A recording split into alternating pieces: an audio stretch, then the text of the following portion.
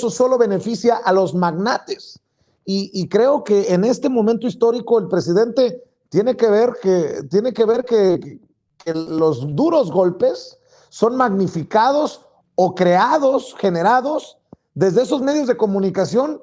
que siguen chupando de la ubre, de esos que siguen beneficiándose a lo mejor, no de los miles de millones, pero sí de los cientos de millones, con honrosas excepciones, Daniel.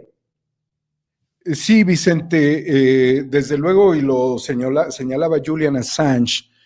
hace algunos años, son los medios de comunicación quienes promueven la guerra. Y eso es evidente porque, por ejemplo, ahora en las tensiones, la provocación mediática está muy marcada, pero son los medios, son los fondos buitres, son las empresas energéticas globales, son las empresas tecnológicas globales, es el desacoplamiento tecnológico entre Estados Unidos y China, junto con el quiebre por una parte de la ruta de la seda y por otro el tomar a Argentina dentro de la estrategia de la ruta de la seda. También tiene que ver con el intento de imponernos una agenda de fuerza de tareas en materia de litio, en materia de electricidad, que es la manera en la que John Kerry viene a rectificar la nota diplomática, la nota de su embajador, que no satisfizo a los intereses norteamericanos, porque por un lado ves el desplazamiento militar hacia Rusia, cuando viene un eje prácticamente a través de ductos que van a dar energía a toda Europa, gas, petróleo, gas, gasolina rusa a Europa, y sin eso Europa estaría fracasando. Y por el otro lado ves que México trata de mantener un distanciamiento respecto a las imposiciones y el control de las grandes empresas en este sector. Pero cuando tú analizas esto como lo que nuestros maestros de esta tarde, Guadalupe Correa, Ángel Valderas Puga, establecen en sus reflexiones, tendríamos que ir más a fondo, querido Vicente, porque tú tienes al hijo de un personaje que endeudó a Pemex desde una forma terrible, siendo director de Pemex. Es importante analizar que Adrián Layú, hijo, ¿sí? Es secretario de Movilidad de la Ciudad de México, pero su padre, ¿sí? Fue el que generó una deuda, un negocio, si mal no recuerdo, de 115 mil millones de dólares, que significó facturar a favor de Schlumberger, a Pemex Exploración y Producción, en 12 años que fue consejero administrativo, la Yu padre, ¿no? Entonces, la 4T no se termina de sacudir todo esto. Y si analizas, por ejemplo, cuál es la posición que tiene el padre de Adrián Layú, secretario de Movilidad y Transporte, al que todo el mundo le aplaude los teleféricos, lo cual es muy bueno, pero tampoco es la gran innovación, aunque sí ayuda mucho. Desde luego, es presidente de la consultora Petrométrica desde 2006, que pertenece a los consejos de administración de Ternium, Trinity Industries, y es asesor de Morgan Stanley en Londres. Entonces, ahí está enquistado en el gobierno de la Ciudad de México el hijo de este personaje que logró hacer un endeudamiento mayúsculo a petróleos mexicanos. Las redes son muy fuertes, te llevan literalmente al exconsejero jurídico de la presidencia, que tenía el litigio de Billy Álvarez,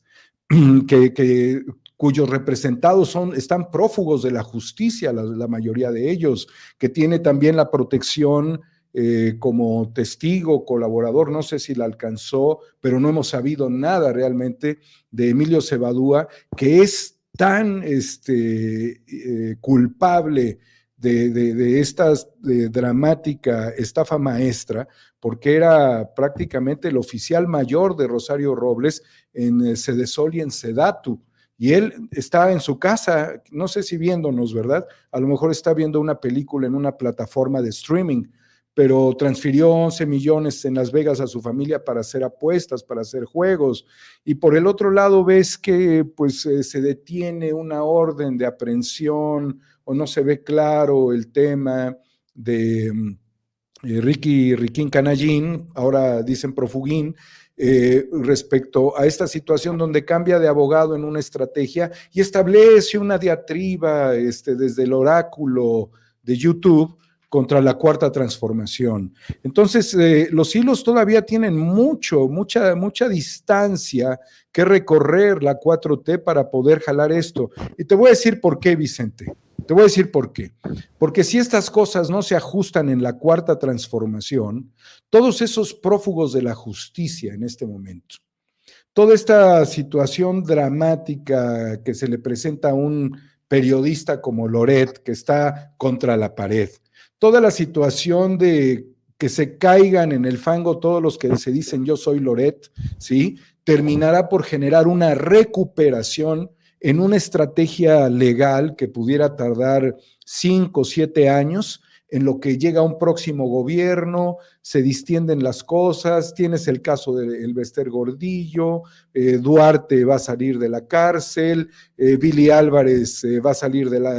salir de la exclusión, de la circunstancia de ser prófugo junto con un montón de sus secuaces, y se acabaron las fichas rojas de Interpol, Cabeza de Vaca va a seguir pues libre como el viento. Entonces ese es el problema estructural que se enfrenta a la guerra híbrida